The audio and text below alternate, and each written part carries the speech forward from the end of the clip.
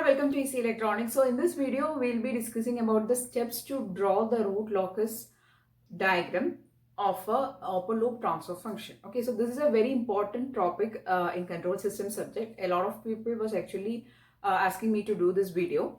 Okay, there is a lot of steps involved in drawing the root locus, and it is a 100% sure question for all control system examinations. And also the questions can come related to this root locus area in the competitive examinations also. Okay, so we will be discussing step-by-step procedure to draw the root locus of a given transfer function. Okay, so let's see the steps in detail. So in this video, we are going to actually see the steps to draw the root locus of a given system. Okay, now what is actually root locus? Root locus is actually the graphical representation of the open loop transfer function. So generally, the open loop transfer function of a system is represented as G of S, H of S. And it will be in some form like K by S into S plus 1 into S plus 2. Likewise, okay. So this is a small example. Anyway, it is represented as G of S, H of S. It is the open loop transfer function. And the graphical representation of this open loop transfer function is called root locus. And in order to draw the root locus, we have to actually follow certain steps. So the steps we are going to see in this video. In the next video, we'll be doing questions or examples on drawing the root locus. Okay. So first, let us move on to the steps. The step number 1 is that, so we are going to start drawing the root locus. And in the first step, we are going to actually plot the poles and zeros of the open loop transfer function. So before moving into the steps, you should know that the root locus will be plotting in the S plane. Okay. So the root locus we are actually going to plot in the S plane. And for the S plane, there are two axes. There is a real axis and there is an imaginary axis. Real axis is represented as sigma, positive and negative. And imaginary axis represented as j omega. Generally, this is a way of drawing a S plane. And in this S plane, we are going to draw the root locus. Okay.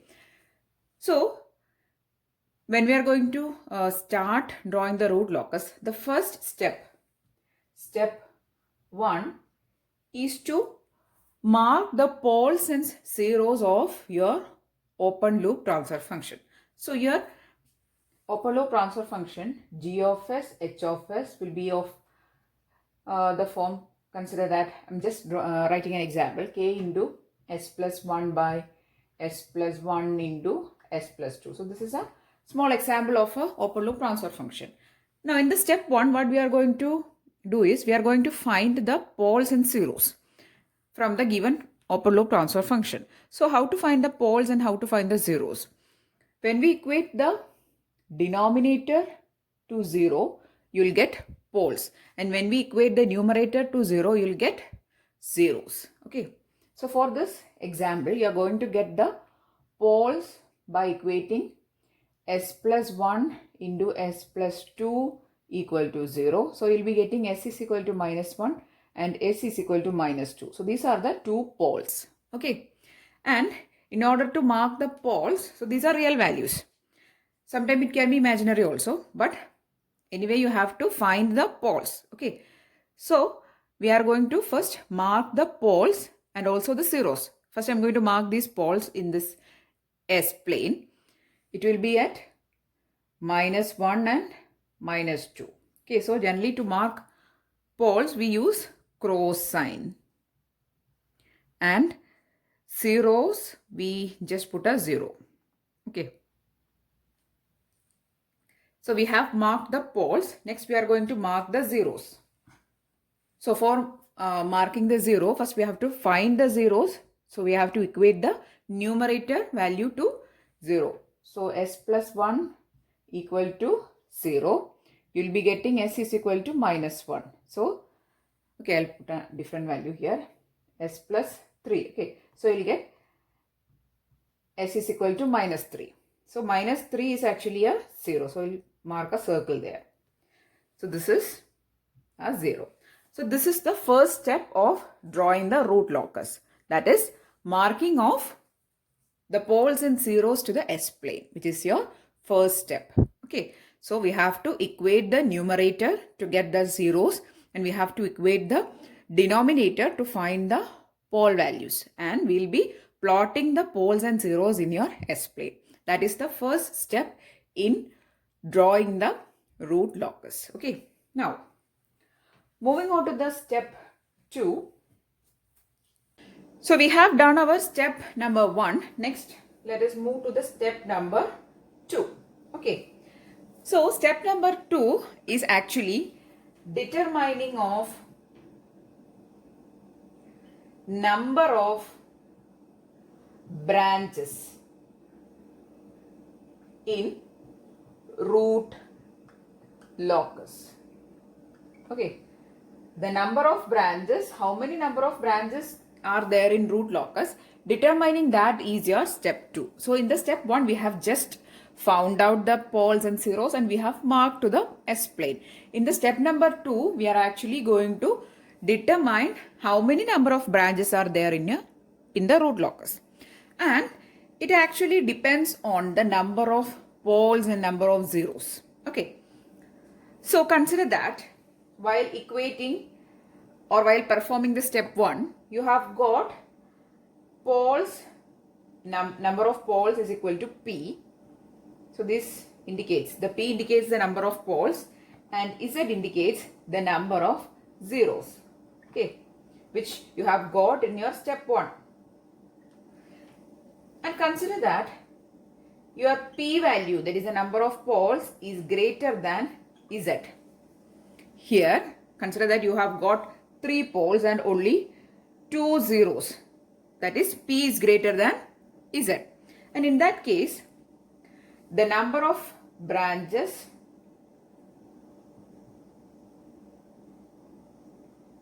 N is equal to P. Okay. So, we are going to determine the number of branches. And the number of branches we will be getting from or by looking into the number of poles and number of zero. Consider that your number of poles P is greater than the number of zeros. In that case, the number of root locus branches N is equal to the number of poles. Second case, when consider that while solving the step 1 or while doing the step 1, you have got the number of zeros Z is greater than P, or the number of zeros is greater than the number of poles, means the number of branches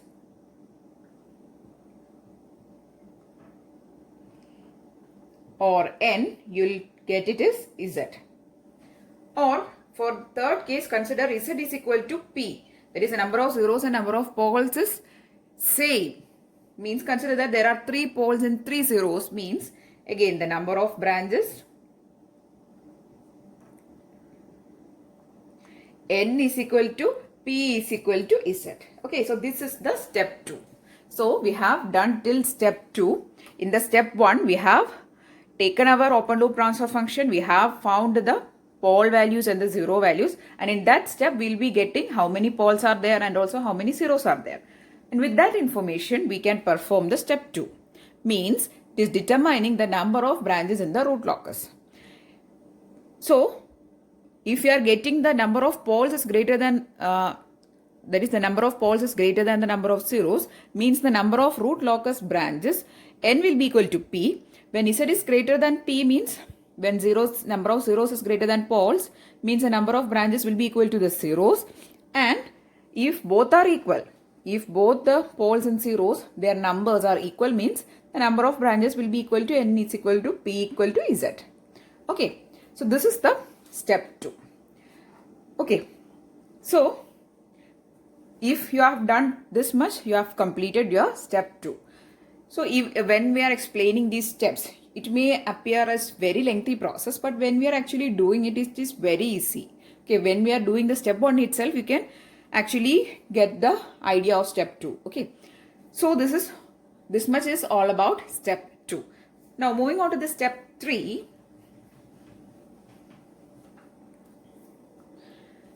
Now we are going to do the step 3. Step 3 is identifying of real axis root locus branches. Okay, so step 3 is identifying real axis root locus branches.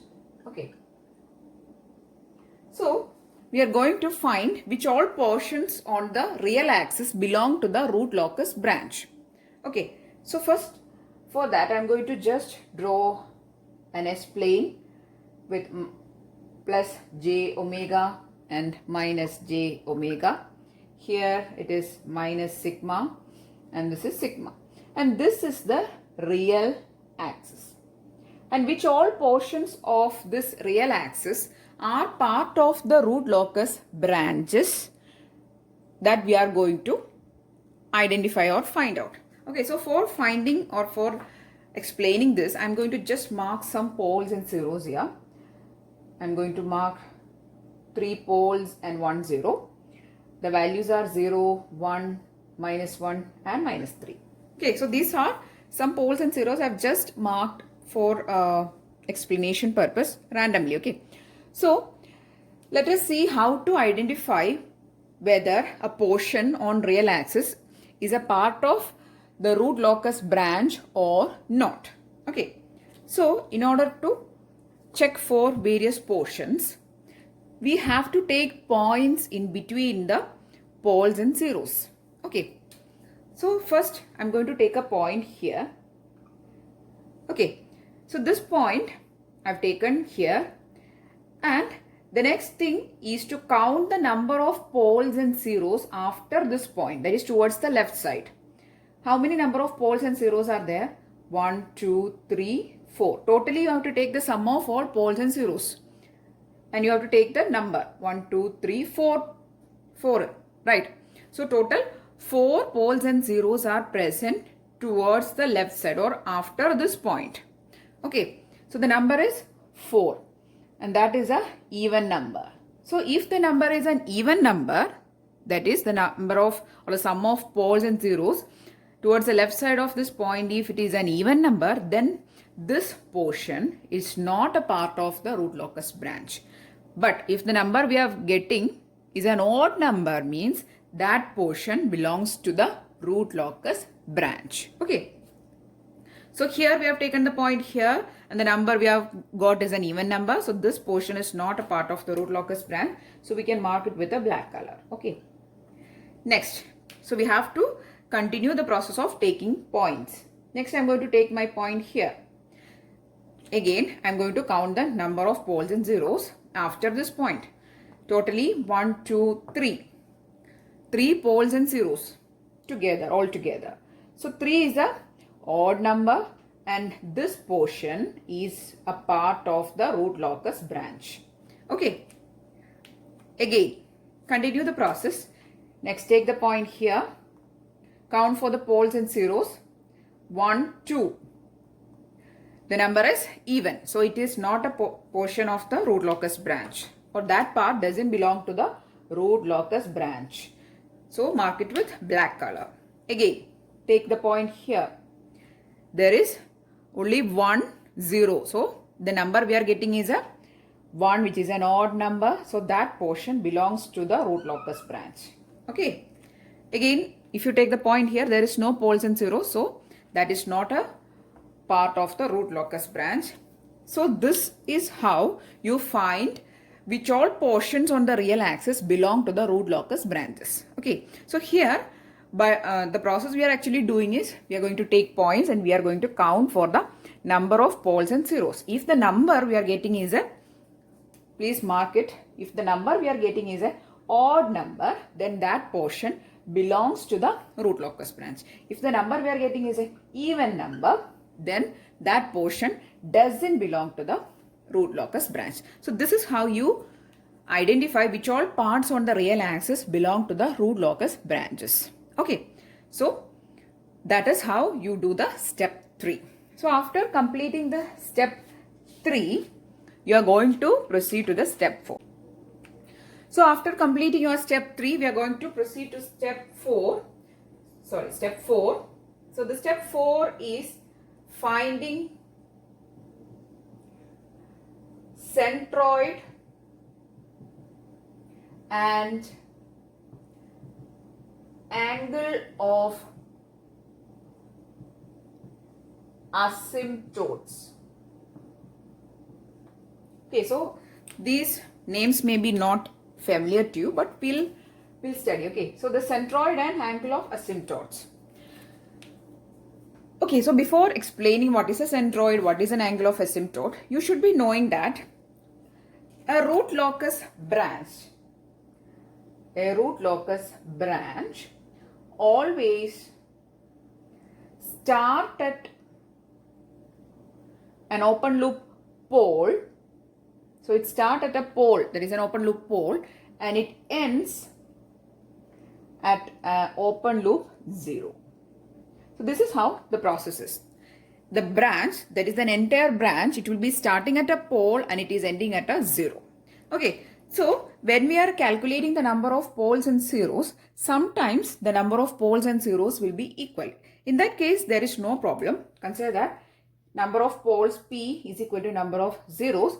Then there is no problem because all the branches will start at one pole and it can end at the number of zeros, because as they are equal, every branch will start at one pole and end at 1, 0. But in some cases, that is, this will not be the case always. The number of poles will not be always equal to the number of zeros. So in that case, there can be some problems or some ambiguities, right? So consider that when the number of poles P is greater than the number of zeros. So in that case, what will happen? Some poles, consider that the number of poles is 3 and the number of zeros is 2. So here 3 is greater than 2, right? So what will happen? There are 2 root locus branches which can start at one pole and it can end at 1, 0, right? There is a pole, there is a 0, there is a pole, there is a 0. But what about one root locus branch? Because there is 3 poles, right? So the third branch will start at a pole, but there is no 0, right? There is no 0. So it will end at infinity. Okay. So I'm just drawing a rough figures just for you to identify that what is happening. So this is the general way that the the branches will always start at a pole and it will end at zeros. But when the number of poles is greater than the number of zeros, some branches will start at poles and end at zeros, but the left out branches, that is for this case, 2 branches will start at poles and end at zeros properly, but one branch will start at a pole, but there is no 0 to end, so it will end at infinity. Okay, so this thing will happen. Same for the case when the number of zeros is greater than number of poles. Okay, so consider that here the number of zeros is 3 and the number of poles is 2. Okay, so for this case, there will be 2 branches which will start at a pole and end at 0. This is one and this is the second case. But one branch will come from infinity because there is no pole and it will terminate at a 0. Okay, so this will be the case for the third branch. If the number of zeros is greater than the number of poles, then here for this case, two poles, that is 2 branches can start from pole and end at 0, but one branch, there is no pole, right, for it to start. So it will come from infinity, or it will start at an infinite point and it will terminate to a 0. Okay, so that is a general case. And if we are going to write the general equation, so here we have taken numbers like as 2 and 3, but what about a general equation? I'll write the general case for you. So if P is greater than Z, means Z branches will be starting at a pole and ending at 0, and P minus Z branches will start at a pole and it will terminate at infinity. Okay, so this is the case. If poles is greater than zeros. Then for the third case, when the zeros is greater than poles, earlier we have taken numbers as examples. This I am writing the general equation, only that is the difference. Okay, so when the number of zeros is greater than poles, means here the P branches will start at a pole and it will end at a 0, but Z minus P branches, they will start from infinity and it will terminate at a 0. So this is the case. Okay, so this is how the case of branches will be, because the branches will always start at poles and end with 0. But what will happen if the numbers are not same? That is the case we have discussed here. Okay, so in that case, see, we have discussed that here the pole will here the branch will start at a pole and it will end or terminate at infinity, or it will move towards infinity. Now, what is the angle with which the branch is moving towards infinity? For these two cases I am talking. See here. Here the branch will start from infinity, or it will come from an infinite point and it will terminate at a 0. And for this case, it will start from a pole and it will be moving towards the infinity. Consider, I'll just draw a rough diagram. So this is the pole and it is moving towards infinity. And here, for this case, it is coming from infinity and it is terminating at a 0. Now, what is the angle with which these lines are moving towards infinity? That angle is called angle of asymptotes. Okay, so I hope this is clear to you now. Okay, so we'll explain it once again. So the branches will always start at a pole and end with 0. But when the number of poles and zeros are not equal, there will be some root locus branches which will be moving towards infinity, or sometimes it will come from the infinity. Okay, so in that case, what is the angle with which the branches are either moving to infinity or it is coming from infinity? This angle is called the angle of asymptotes.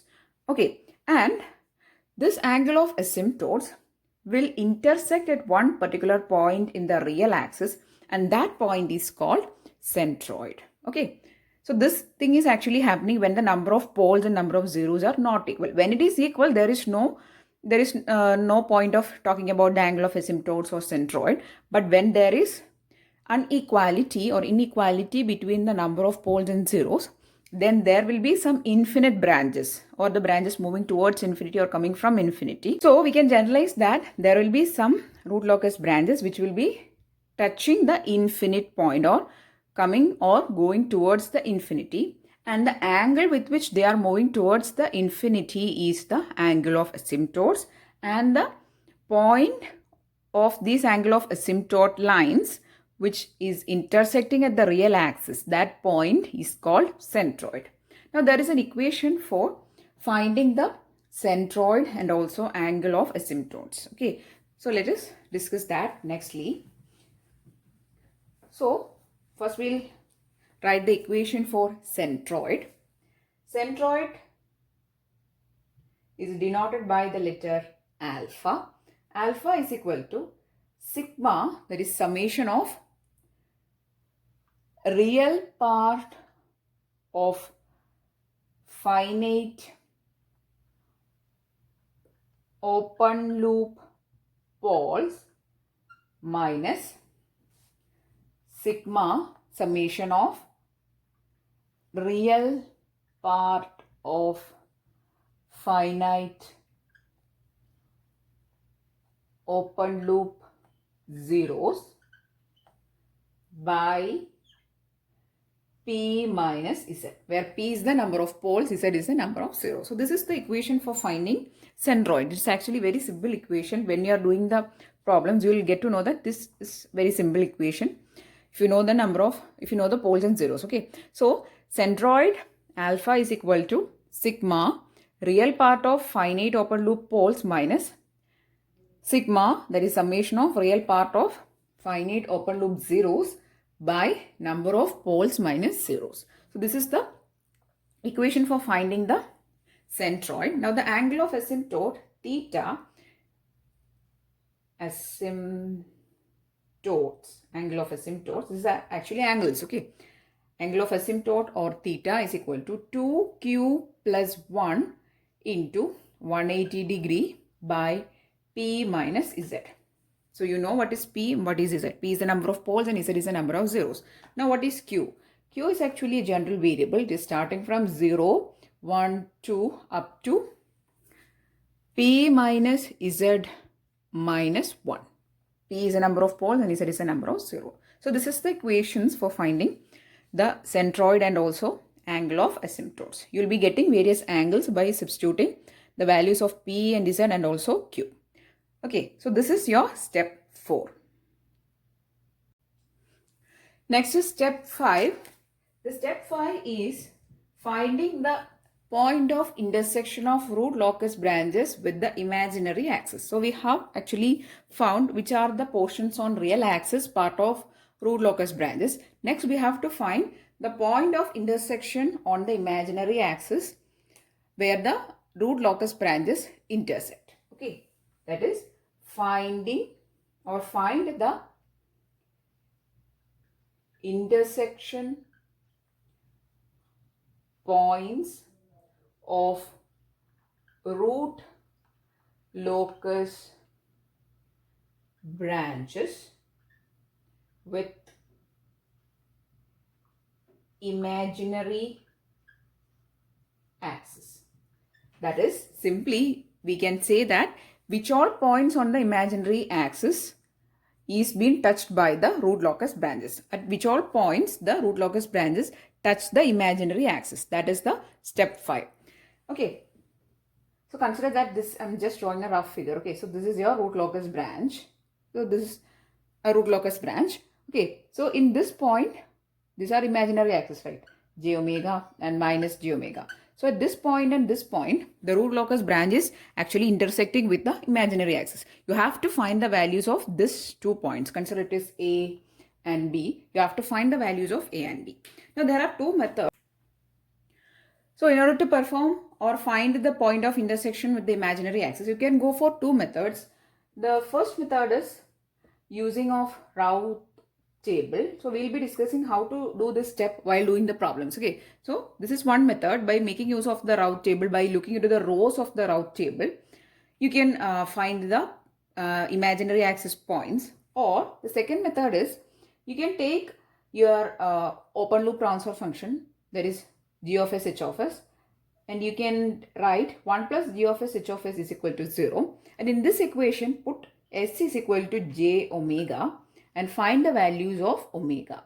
Okay, so this omega, you know that the imaginary axis is represented as j omega minus j omega, right? So this omega, if you substitute it here, you will be getting the imaginary axis points. So this is the 2 methods you can go for. One is you can either make use of the route table.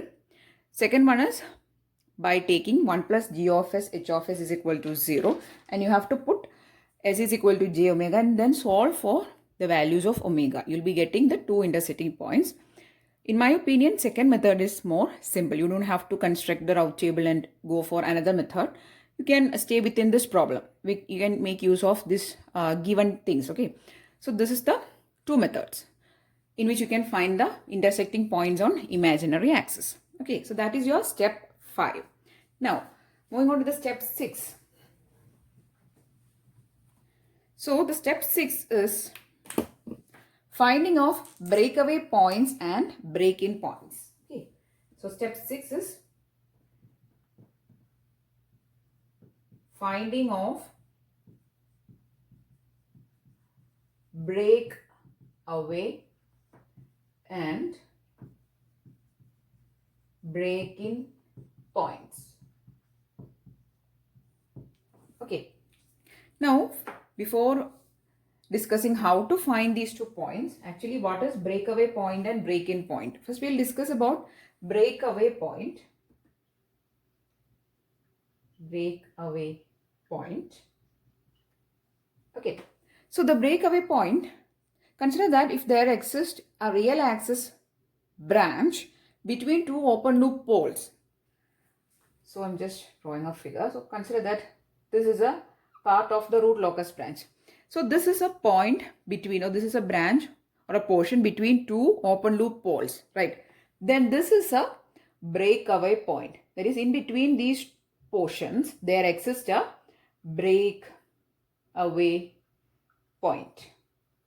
Okay, so if at all there is a portion between two open loop poles, then there exists a breakaway point, or this portion is a breakaway point. Now, break in point means if there exists a real axis root locus branch between two zeros, there is two open loop zeros. Consider that these are two zeros. In between these two zeros, there is a root locus branch. Then this is a break in point. Okay, so this is a break in point in between two zeros, and a breakaway point is a real axis branch in between two poles. So these two things, that is breakaway point and break in point, is always on the real axis. Okay, so we can mark the breakaway point and break in point, we can identify only on the real axis. If there is a branch portion or branch between two poles, then there can be a breakaway point. Then break in point means if there is a root locus branch between two zeros in the real axis, means that is a break in point. Okay, so that is your step 6.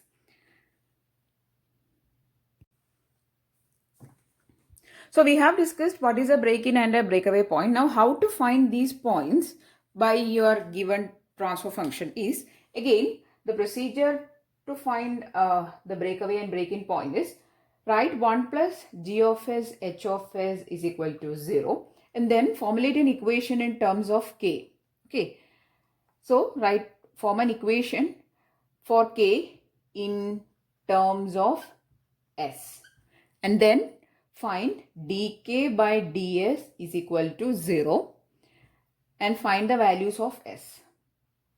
Okay, and you will be getting the breakaway point and break-in point. I'll tell it once again. The procedure to find these 2 points. We have actually explained what is breakaway and break-in point, but we have to explain the procedure to find it, right? So if your g of s, h of s, that is your open loop transfer function, is given to you, you have to take 1 plus g of s, h of s is equal to 0. And from that equation, form an equation for k equal to in terms of s. And then take dk by ds is equal to 0 and find the value of s. You will be getting the breakaway and break-in points. Okay, so this is how you actually find the breakaway and break-in points. Okay, now moving on to the 7th step, which is the last step. And we actually perform the 7th step for only some cases. Okay, so the 7th step is to find the angle of departure and angle of arrival. Find angle of departure and angle of arrival. Okay, and the equations are the angle of departure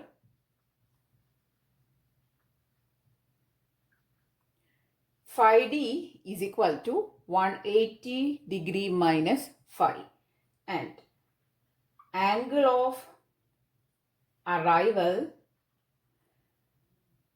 phi a is equal to 180 degree plus phi. Now what is phi? Phi is equal to sigma angle p minus angle phi of z. That is, this is the sum of all angles of your poles and zeros. Okay, sigma phi p and sigma phi z are the poles and zero angle summations. So its difference will give you phi, and the angle of arrival and angle of departure is given by these 2 equations. Angle of departure phi d equal to 180 minus phi, and angle of arrival is equal to phi a minus phi a equal to 180 plus phi. And also we do it for some cases only.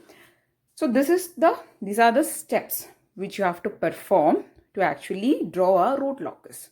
You have to perform 7 steps, maximum actually up to 6 steps. For step 7 we'll do for some cases only. Okay, so you have to do all the steps for the root locus drawing or sketching the root locus. So you have to start with the finding of poles and zeros and marking that on the S plane, then finding the portion on the real axis which are parts of root locus branches. Then you have to find the points on the imaginary axis which intersects with the root locus branches, and then you have to find the angle of asymptotes, then centroid, all those things you have to find, and then by completing all these steps you'll be getting your root locus diagram or your root locus representation. Okay, so these are the steps you have to perform. I have tried to give all the details and as much of explanation as possible. Okay, so I'm really hoping that you understood how to sketch the root locus by various steps. Okay, because most of the students find it very difficult to understand the procedure of drawing the root locus. They just by heart. They don't really understand each and every step. So I've tried to give maximum explanation for every step. So if you found the video useful, please to give it a thumbs up and also share it with your friends. And also don't forget to watch the part 2 of this video, because in that I'm actually going to explain you how to draw a structure, that is draw a root locus structure. Okay, so only after watching the part 2 you'll get a very good picture, because in this I have only explained the steps, but what to actually do with the steps when you are doing a problem we'll be seeing in the part 2. Okay, so please do watch the step or the part 2 also. Okay, so if you found it useful, please do share it with your friends also, and if you want more videos, please do subscribe to the channel. Thanks for watching and keep on watching.